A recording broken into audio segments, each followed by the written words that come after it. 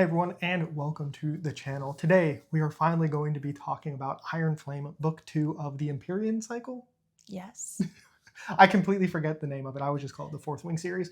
But we're going to start off with some spoiler-free stuff, and then we're going to jump into the spoilers because that's really the fun part of this discussion. So just a quick note, we both read this together on a trip to Ireland, so that may or may not have an impact on how we felt about the book just a little bit. It was a lot of public transport, plane rides, and train rides, where, I read most of it. So, yeah. What are your overall thoughts of Iron Flame? Again, not a book that I expected to like.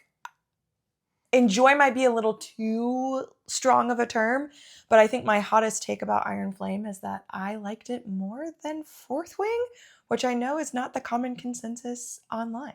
Yeah, it seems like, because I also liked it.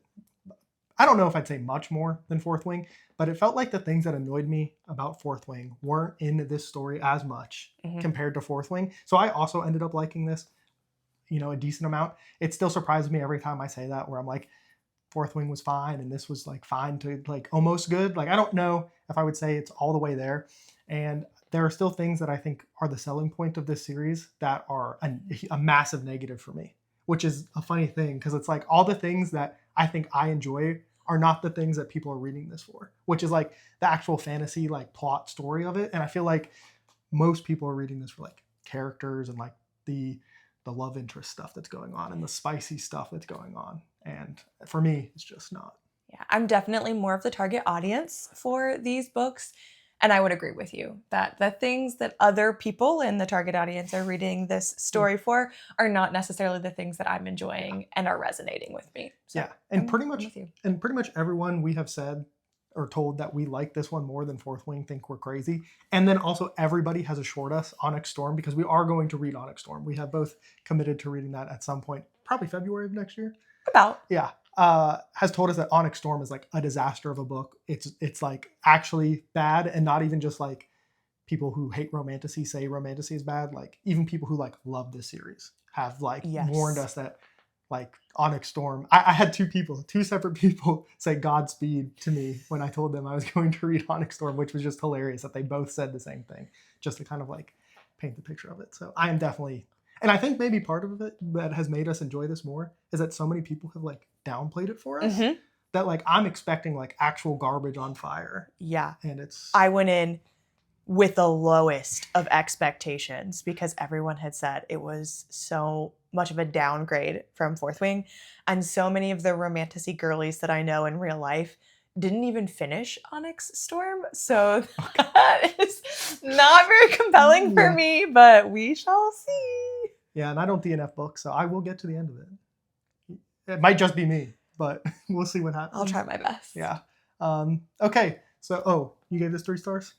I did give this 3 stars as well. I also gave this 3 stars, which is what I gave Fourth Wing as well. But I don't know. Like I said, the things about this one that I disliked just felt less from Fourth Wing, which is why it got higher for me.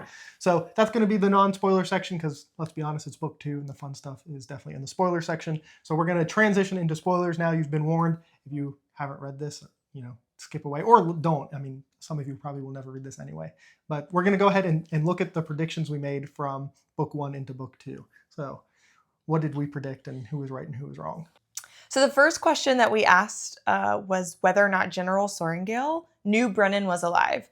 He did not think that she was aware. I said that she was aware. I also had the prediction that she might have faked his death. I was incorrect, and he was more correct. I was 100% correct. She had no idea. And honestly, like, that was something that I kind of was glad. I don't know how you felt about it, but the way this story played out, I think it was kind of like a really big shock factor and reveal for her, and it kind of shaped some of her decisions, which we will get to how she acted after we go through these predictions, but I don't know. I think it worked well that she didn't know. I think I agree with you on that one. Yeah. The next thing we asked about was whether or not, or when exactly in the plot line, Violet and Xaden would get over the tiff they were in, because Violet was upset that Xaden did not tell her about Brennan being alive. He thought that it probably wouldn't happen until the last chapter of Iron Flame. I predicted that it would probably be closer to the middle of the book, which is more close to what is correct. They still have some things to work out, still some trust issues there, but I think the major tiff was kind of resolved somewhere at that midpoint. I will say I made that prediction with not knowing how long this book was.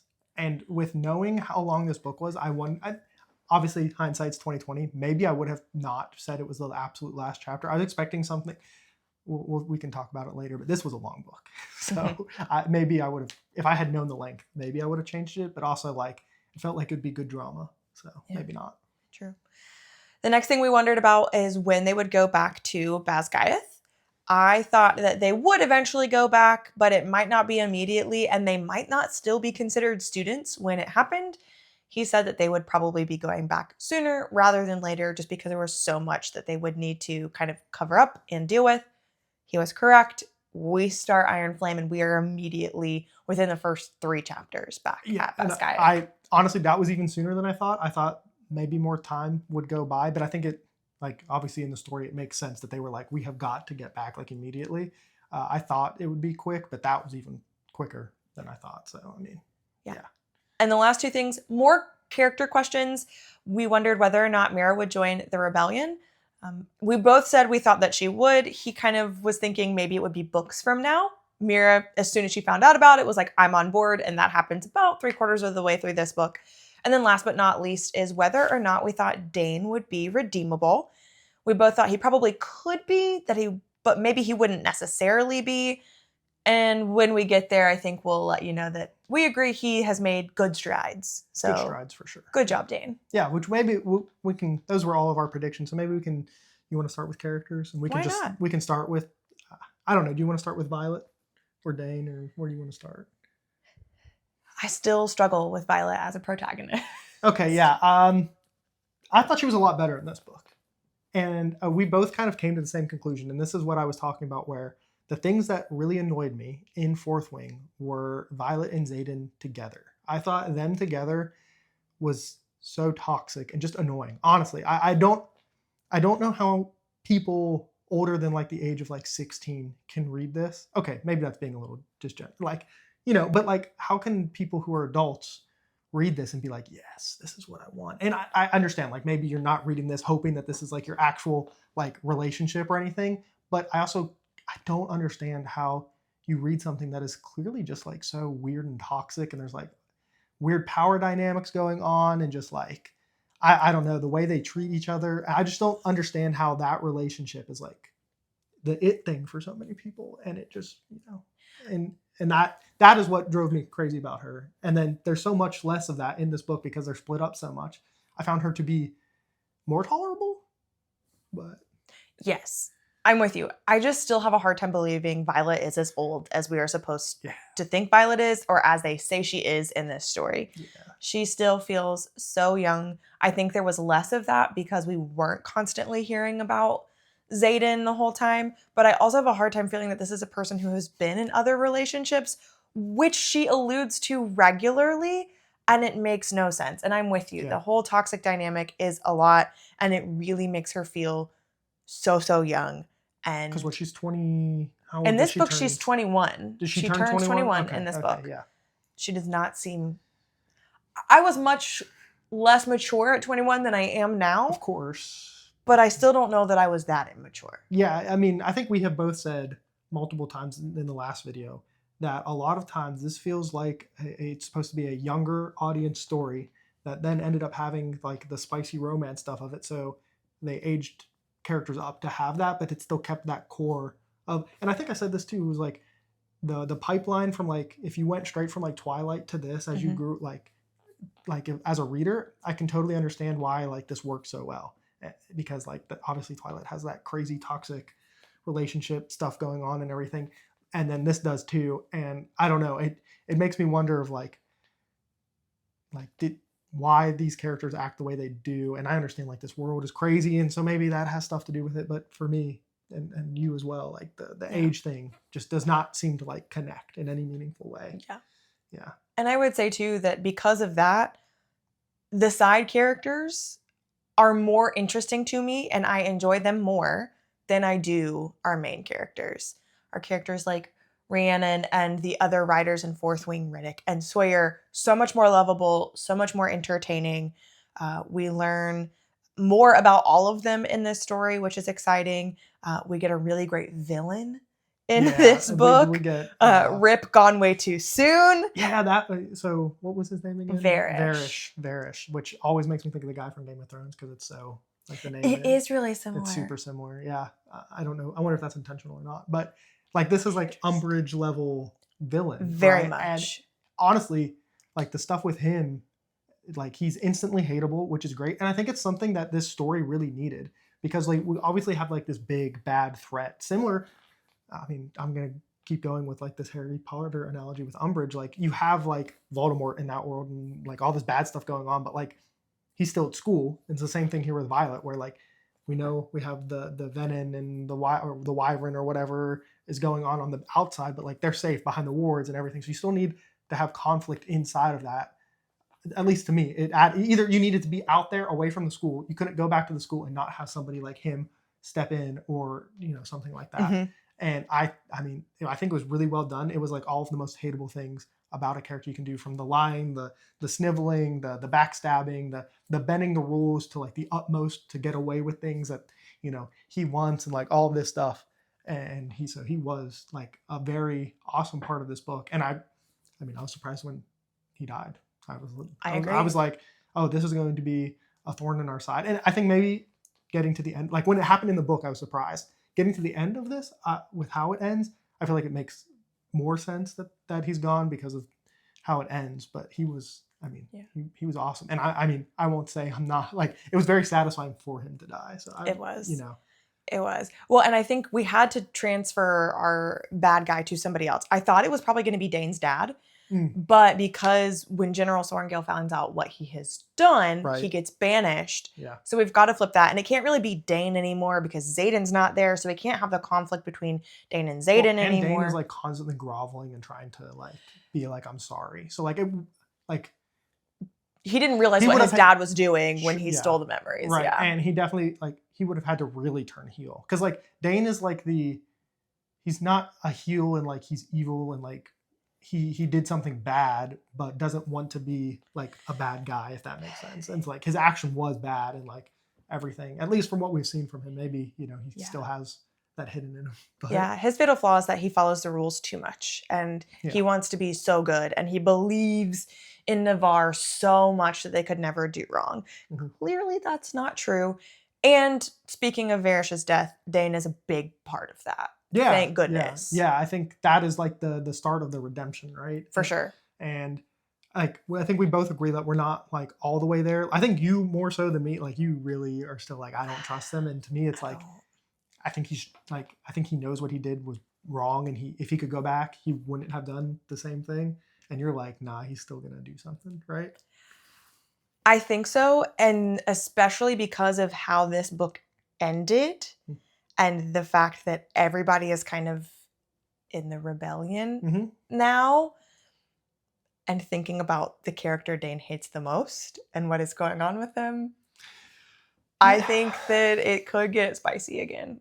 Between them? Between them. Not in a nice, spicy way, in like an angry way. And it almost was like he would be like justified to an extent, right? Like, yeah, I think so. With what happened to Xaden at the end. Yeah. So let's talk about Xaden, because obviously he's not in this book as much because they're separated. How did you feel about him just like in general throughout the book? So he was my favorite character in the last book. I don't know that I can say the same thing about this book. I don't even know who my favorite character was in this one. It was all those side characters. Taryn. And yeah, Taryn again. The dragons were really great in this. Yeah. But my problem with Xaden is that I think he just got a little bit short-sighted. And everything he was doing was to protect Violet, which I don't disagree with, wanting to help her. But it's almost like he became Dane from the first book, where Dane wouldn't let Violet make her own decisions. Now Xaden's just doing the exact same thing, or we're just not letting the female protagonist make the decision she wants to make because she's so weak and we have to protect her because she's a little girl. I don't even know if it's that. I think it's more of a loss thing. Yeah, maybe. Like, I mean, there's definitely some of like, of that, I'm sure. But I thought of it more of like, he's too afraid to lose her than anything. Once again, to go back to Twilight, it reminded me of like right before Edward and Bella get married or whatever. And he like buys her, I don't know if you even remember this random detail from Twilight, but he like buys her this car that has like it's like indestructible, basically. Mm-hmm. Do you remember that? Yeah. Okay. And so like that's the vibe I got more from Xaden towards Violet, even though there's like it's more toxic than that, Mm-hmm. which I'm going to go back to time and time again when I talk about them. Like they're toxic together, and it's so annoying. And to be fair, his life is slightly tied to hers. Because if she dies, then her dragon is likely to also die. His dragon is mated to her dragon, which means his dragon will be really sad. It's a whole thing. Right. It's a long lore. But because of that, always has to protect her, always has to be the one to make the decision and have the final say almost throughout this whole book, which was kind of annoying to me. Very domineering. That causes what happens at the very end, which was I expecting? No, I was not expecting him to turn like that. Yeah. Not at all. So at the very end of this book, we find out that in order to save a bunch of people's lives, including Violet's, Xaden must become a Vemin. Yeah. And so at the very end, he's having a conversation with her and he's not facing her. And then he turns around and Vemin. Yeah. I didn't expect that. That was. I didn't either. She's honestly, got the plot hanger, or the cliffhangers. Yeah, for sure. I'll be honest. I completely forgot that like you could just turn into one like that. Mm-hmm, like that was just like a piece of like history or lore about this world where I thought of it more of like you're created as one, and there's like more than like, oh, anybody can just like decide to channel or whatever from the ground and they kind of become one.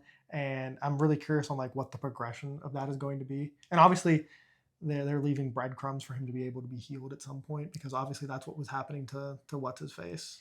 Jack freaking Barlow, who never needed to return on the face of the planet. No, we'll get to him after Xaden and Violet together, because I do just want to say that the trust thing that was going on with them was so exhausting to read. It was like, oh my gosh, you guys have been through like all of this stuff and you're still gonna like keep secrets and like try to be mysterious. Like, I don't know. Did you find it as exhausting as I did?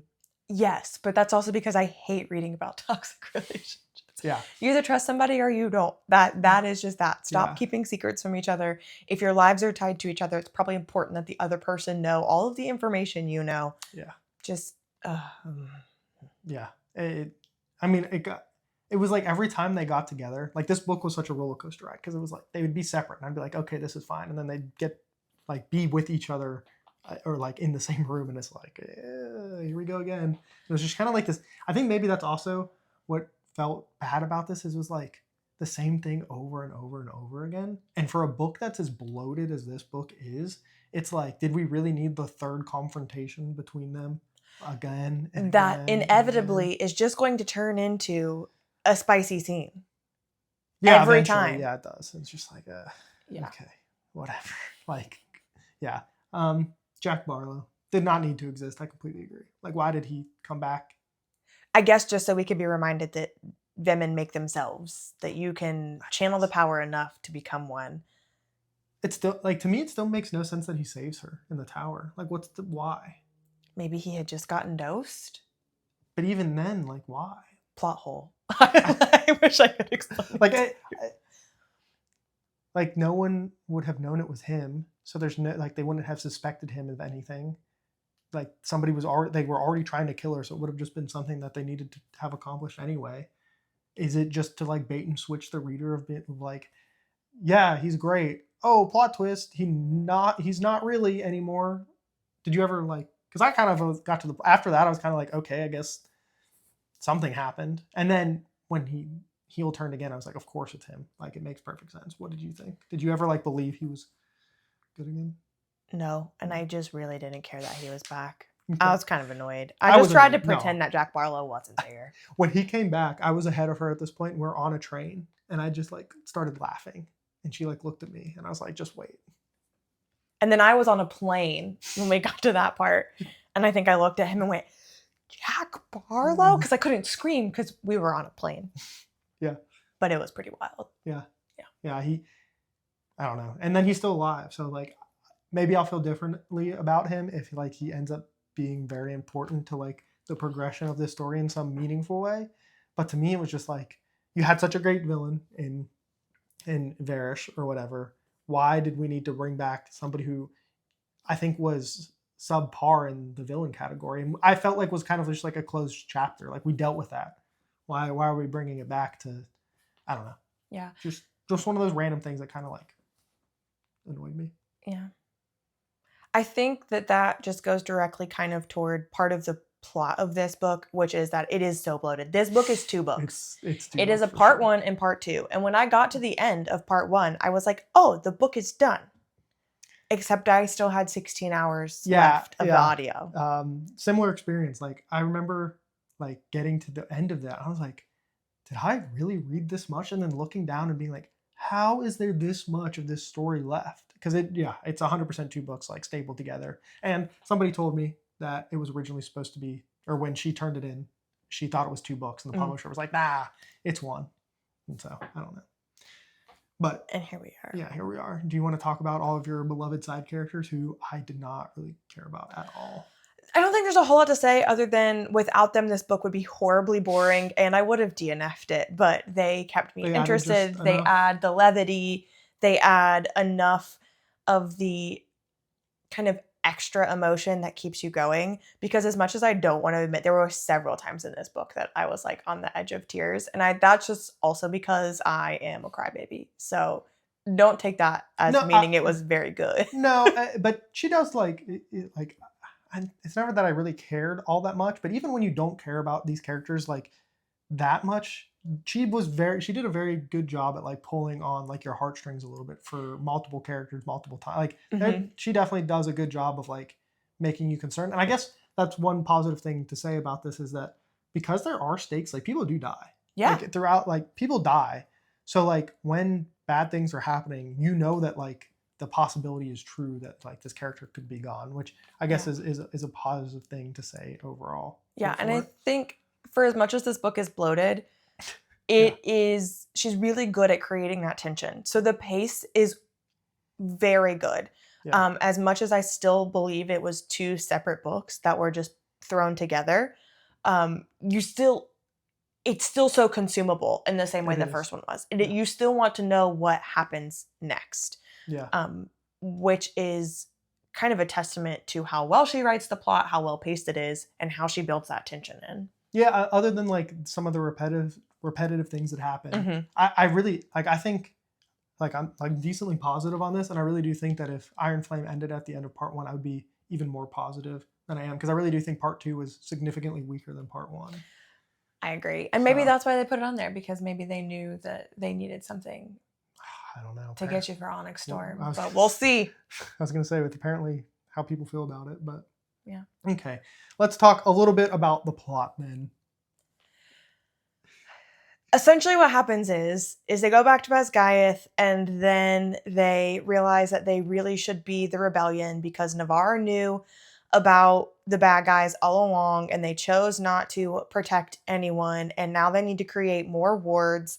And then at some point they team up with the Griffin Flyers, who are technically the bad guys but aren't really the bad guys, and they are kind of bad guys, though. Then there is a battle with some venom, and that's the plot of the book. I mean, only some of the Griffin Riders, like they are, but they aren't, because they're like doing it for survival, but it's like they're still attacking and killing people. So it's like one of those, I don't know. It's one of those where it's like, it's a really interesting plot that keeps you interested, because it is hard to tell who is the bad person, because everyone is simply just trying to survive. And so it goes That's not what I thought was interesting about the plot. I didn't care about like that. I wanted to learn more about like the magic and stuff. Which we did. So I think we did learn a fair amount. No, we did. But that's the part of the plot that I liked, of like, okay, how do you create the wards? That part of it. I didn't really care about the who's good, who's bad part of it, actually. Wow. But it's interesting to hear your perspective.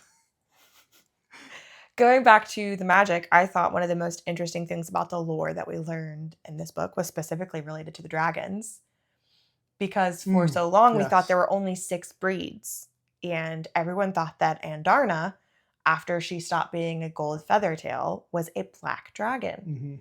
Turns out she is dark purple, and there are 7 breeds of dragon, and that Andarna's breed of dragon is really rare. Is it 7 or does it go to 6? It's 7. It goes from 6 to 7. Oh, okay.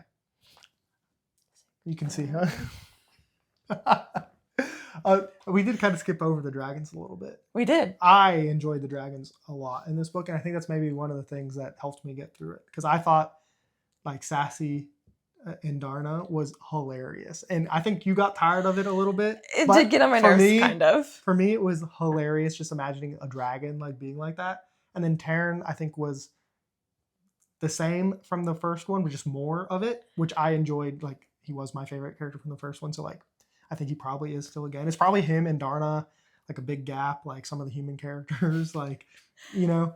So he really elevated in my character list for sure, and it was interesting seeing him be almost like a dad to Andarna, but then also being so sassy with Violet, and it was just really interesting. So yeah, I mean that's what I like, and we didn't really get a whole lot from Sigil in this book, I guess. No, but I guess that's because she wasn't really they weren't really around all that much. Okay. Yeah. So speaking of Andarna with the plot and stuff, obviously that's the missing link of this like missing dragon race, and that's how they create more wards. And my question is why? Why did the dragons decide to not, like, if they have this magical thing that they've been able to do to keep all of the bad stuff out and save people, why have they just been chilling for 100?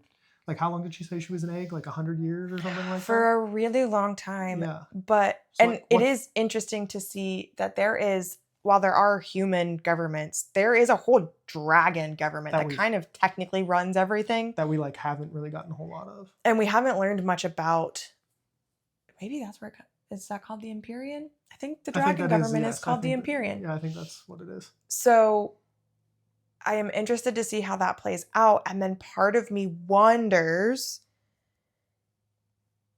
if it has something to do with Venom and Wyvern and the magic from the ground and all of the stuff. And that's why I don't. Yeah. But I guess that is for us to continue to find out. Yeah, I guess.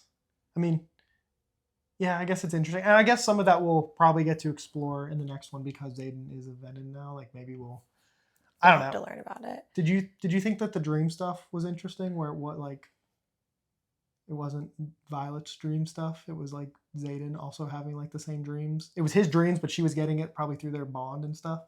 Did you think? Nah, I didn't really pay attention to that. No? No. Yeah, because she would wake up with those dreams, but like... That's true. But it was obviously... The Venom leader person wasn't coming for Violet. He was coming for Zayden. And he was having those, and Violet was seeing probably from him. Yeah. So, I don't know. I guess one thing we should talk about is we're very curious about Zayden's mom. Which this is, fits into like the lore and stuff that's going on. I think that like she's going to end up being with the Venom at this point. I am interested to see. I think that Zayden has more family out there. I would definitely say that his mom is going to come back because you don't just bring up... the Venom's his half-brother. Maybe. I don't know. You don't just bring up like the mom randomly out of nowhere without it being foreshadowing. And then they also had a really weird conversation where Violet was like, "You're an only child, right?" And he was like, "Yeah, I am." Which also feels a little foreshadowy. Maybe I'm reading into it, but I think we both agree that something with his family exists out there. He's not just left by himself. Okay. Before we get too far into predictions, because that's where we're starting to go, the last thing we want to talk about is how we felt about the spicy stuff in this book. I think we're also missing a huge plot point that we should talk about. What? General Sorrengill literally sacrifices herself so that they can create the ward. Yeah, who cares? Okay, fair. I don't know. That's how I felt about it. I was like... I thought it was really lame, and she should have done things way earlier to do all of those things. Yeah, she like hides behind this, you would do anything to protect your children. You have no idea what I was doing. And it's like, well, you were doing it poorly from what I can tell.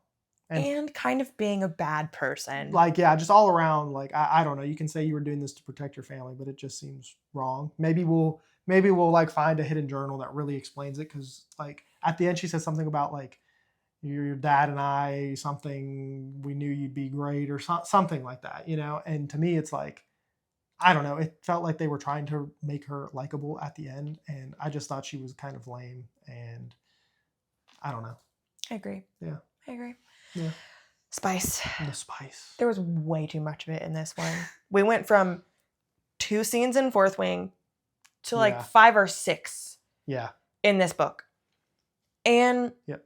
again, I think that it's one of those things where you can completely skip over it Yeah. and not miss a single thing about the story and probably enjoy the story more. But I think my biggest issue with the spice is twofold. The first is it doesn't feel deserved. Yeah. Number one, when I am reading romance books where there is spice, it should feel like these two people have been pining after each other, have a really good relationship, that they fall into it. That doesn't happen here. I mean, they definitely pine after each other, but it's like in a toxic way, which I think is what messes you up on that front. Because like they all, and this is actually one of my big problems with it, is like they like want each other so badly, it's like super annoying to read. And I want to say this because I was watching Jake from Third Level Rising, and he's reading Empire of the Vampire and Empire of the Damned right now by Jay Kristoff. And Jay Kristoff has spicy scenes in those books. And I think what Jay Kristoff does in those books is like heads and shoulders above the stuff that happens in Fourth Wing and in Iron Flame. There's just something about it, like, I don't know. It for me, in these books, it feels like something that's just happening. And in those books, it's like an experience of like, I don't know. I just think it's significantly better done. And not that I've read, obviously, a whole lot of that kind of stuff, but the two examples that I can think of off the top of my head are from Empire of the Vampire, Empire of the Damned, and they are significantly better than any of the things that happen in Fourth Wing. That would be my second point, is that while it also doesn't feel deserved, it just isn't very good. Yeah. I have read my fair share of romances that have much better written, better paced, more realistic scenes. And again, this just feels like a YA novel that they threw some smutty stuff in to age it up and say that it was a new adult or whatever that fake category is now. Yeah, I don't know. And I would love, if people really like it, I don't know, like, tell us, let us know what you like about it. And is it that like it's like this it's this like unquenchable desire, or like what is it about it? And if you like, or there's other things, like, where would you rank it? Is it like even good, or is it just something that's a part of the story and you kind of like that it's there? Like, I don't know. It's one of those things where it's like, obviously not for me. Like, I'm not like a romance reader really, even though I do like a good romance in my books. Like, but like the specific stuff that comes when you say romance, I think normally involves like the spicy stuff. And I just like, there's other places where I think it's better, and it's not even the point. Like, I don't know. I feel like if somebody wanted to, they could market the Jay Kristoff stuff as like romantasy, and it would, like, people would be like, yeah, this is great. So I don't know. But that's fair. Yeah. Are you ready for predictions? I think so. So we already said we think that Xaden's family is going to play a part. Yeah. And I don't even know that they come in Onyx Storm, but I think they exist. I definitely think it's happening in Onyx Storm. The one thing I feel like I have found out about this series after reading this book is things happen quickly. That's true. And maybe part of that is because this book is so long, so there's enough time for so much things to happen. But like, it feels like decisions are kind of made and happen pretty quickly. So like, I think if we're gonna get Xaden family stuff, it's gonna be sooner than later. That's fair. Yeah. I also think a prediction that I have, which is really a simple one, and again, I don't think it's happening next book, is that Xaden's going to be cured. He's not going to stay Vemin. Oh yeah, that's forever. That's gotta, there's no way, right? There's no way. There's gonna be like, he goes probably full to the dark side and then gets healed or something. They bring him back. Yeah, Their love. Something like that. Yeah, something like that has got to happen. I feel like, I don't know if this will happen in Onyx Storm, but like, I could almost see, just because this series is so toxic and messy, of like Xaden leaving and her going back to Dane almost. I would not be shocked if something like that happens. I'm being led a little bit by people telling us they hate Onyx Storm so much, and that feels like something people would absolutely hate. Ooh, that is good. Yeah. But I wouldn't be shocked if her and Dane get closer because Xaden is Vemin at this point. Mm-hmm. That could certainly be something that happens. Yeah. One of the things I'll be interested to see is how the Navarian government handles now. They can't hide the Wyvern and the Vemin anymore. Well, they told everybody, right? they told all the soldiers and stuff. They had to because they were Yeah. dropping Venom out or Wyvern out of this No, guy. but that's what. Yeah, so like I don't know. I guess they're not even going to try to hide it now, right? But do they try to hide it from or cover it up from the citizens? And if they I don't, think they can. I agree with you. Then do they tell the citizens about the wards and needing to protect other people? And do they actually make the choice to join in the fight against the Venom and the Wyvern, or do they continue to hide behind their walls? I have a feeling we're not going to get a whole lot of stuff from them because now that General Sorrengail's dead. Well, the POV we get from the story is Violet, and Violet's probably not like. I guess they could still continue to have meetings and stuff, but it just feels like the big thing for Onyx Storm is them obviously having their own place now because they have that ward. Mm-hmm. It's going to be protecting as many people as they can and dealing with the Xaden stuff. Yeah. Which is going to be a disaster. But they don't have a ward at ward is true. At Basgaia. That's true. That is at Basgaia. They can't create a new ward either because they can only use one dragon each time. Yeah. So now everyone's going to have to go back to Basgaia, which could be interesting. Maybe not right away because like that ward that they created is like just not complete. That's true. So like I don't know, maybe something will happen. I guess I don't know. Maybe Andarna can blow on it more than once since she's the only dragon of her kind. No, it sounds that would be a weird. That would be pushing the plot. Yeah, maybe they end up having to work together a little bit again because they are still at Basgaia, maybe, and they're gonna have like, okay, we're gonna go out and try to figure out what's going on with the Venom kind of search party stuff, and then they're gonna have we're doing the same thing we've been doing kind of people. Maybe I don't know. It feels. I don't know. It feels messy, and maybe that's why people don't like the next book. I haven't read anything about it. Like I haven't read the back of the book or like any of the summaries or synopsis things because I don't care. It doesn't tell you much. Okay, well, yeah, I don't know. I'm trying to think of any other predictions I have, and I don't know. And Darna will grow up some, but that's like I'll be interested to see what Xaden being Vimin now does between his relationship with Sigale. Yeah, yep. She's already mad at him. Yeah. So. Yeah, that'll be interesting. And then some stuff will happen with Griffin Riders because they're there, and yeah, that king could become a problem. That's right. I completely blocked out that entire section of the book because it was just like, and Xaden happened to be there. I was like, of course he is. Yeah, I don't know. I completely forgot about him. I guess something will probably happen with him again, and because they're gonna need more mortal bad guys. Yeah, I guess. I don't know. They could go all in on the Venom and stuff at this point, right? Maybe. I don't know. I feel like this book could be a lot of like Violet and Xaden like having a miserable time because he's technically evil now. Yeah. Yeah. Probably. That's probably true. Yeah. I think the King of Navarre could get involved. We have his whole son. I was going to say, we do have the son. So like that is something that could definitely happen. But I don't know in what capacity. Because like, obviously he's known he wants to keep his kingdom safe, which like I get, but like obviously kind of the top has been blown off of that, so I don't know what's gonna happen. Yeah, I think the things we feel most confident about is that Xaden's family is going to exist. Yes, and Xaden will be cured. But how quickly those things happen in succession? Yeah, we'll see. Yeah, it'll happen at some point for sure. I don't know. It's been a while since she's released a book. Who knows if it'll ever get finished? Oh, it'll get finished. No, Onyx Storm came out this year. Oh, did it? Yeah. Oh, I thought it was way longer ago. No, it came out this spring. Never mind. Take that back. But any parting thoughts about this? Parting thoughts. Give it a shot. If anything, just to see what it's like.